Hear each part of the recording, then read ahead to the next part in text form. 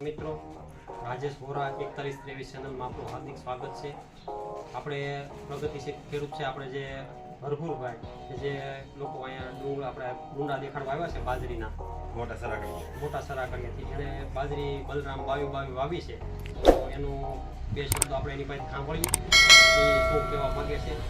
તો શેઠ, તમે આ બાજરી ક્યારે વાવી હતી? દિવાળી પછી મેં વાવેલી હતી અને દિવાળી પછી 7-5 દિવસે ટૂંકમાં શાળો પાકમાં તમે બાજરી ચાલુ પાકમાં વાવેલી।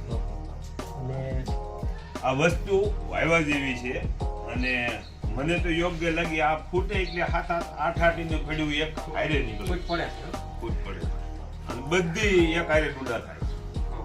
પછી તમે આ બાજરી વાવી છે, આમાં તમારે ડુંડામાં કઈ તમને પ્રોબ્લેમ દેખાય છે? કોઈ વસ્તુનો મને ન દેખાવાનો પ્રોબ્લેમ ના। આ વવાય બાજરી વવાય મીઠી છે ને? આ ઠીક ઠીક। તો મિત્રો, આપણે જે 2222 બલરામ બાજરી છે કે જે બાબરકોટનો બાજરો આવે છે એનો લક્ષીની કંપની બનાવવામાં આવે છે, જે આ બાજરી આપણે વાવવાથી ઘણા ફાયદા છે। પહેલો મુદ્દો તો બાજરી જે વાવીએ છીએ એનાથી 5 થી 6 ફૂટ પડે છે। દાખલા તરીકે આમ 5 થી 6 ફૂટ પડે છે। પછીના મુદ્દામાં બાજરી ઉગી જાય છે, ઉગ્યા પછી આપણે બાજરીનો 5 થી 6 ફૂટ પડે છે, એટલે દાખલા કે માલધારી વર્ગના માણસો હોય કે જેને નિરાવની જરૂરિયાત હોય છે, તો નિરાવે એનો મીઠો થાય છે। હું કહું તો રેડી છે ને? નિરાવ મીઠો થાય છે।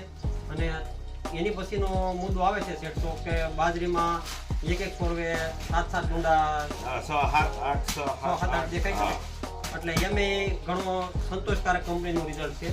અને પછી જાણીએ તો આ બાજરી ખાવામાં તમને કેવી લાગે? ખાવા બાપે એમાં કાંઈ ઘટે જ। આ બાજરી હું તમને કહું, આ બાજરી મેં આગલે વરે વાવી હતી, મોણે વાવી છે।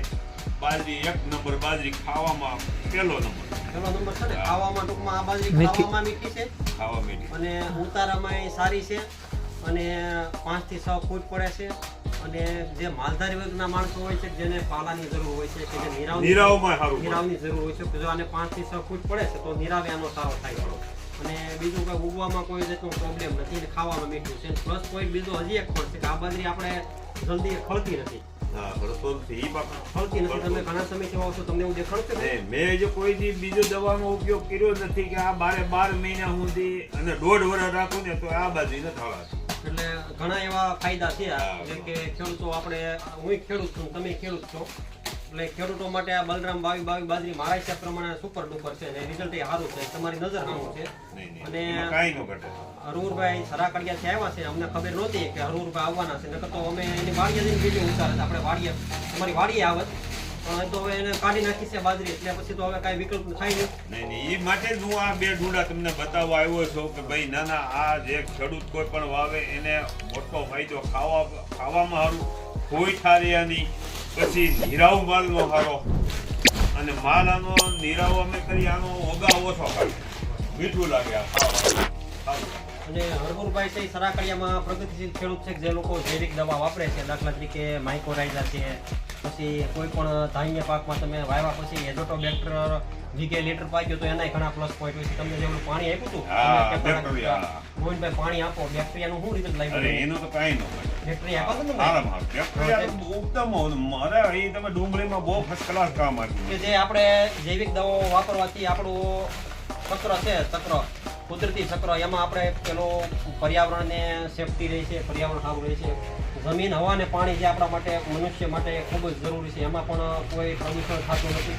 અને સાથોસાથ આપણે દાખલા તરીકે કોઈ પણ વસ્તુમાં ઝેરી દવા વારાફરતી અવારનવાર વપરાય, દાખલા તરીકે બાજરીમાં આપણે મોનોના પ્રોફેનોના બહુ ડોઝ થાય તો આપણે એ આપણા લોહીમાં આવે છે, આપણા ખોરાકમાં આવે છે, અને માલને સારો આપીએ તો એ માલના આંતરમાં થઈ અને આપણા એના લોહીમાંથી આપણા દૂધમાં આવે છે, એટલે એ આમાં કોઈ જાતનું અમે જંતુનાશક વાપરતા નથી, અને ટોટલ જૈવિક પ્રવૃત્તિથી આ બાજરી થાય છે।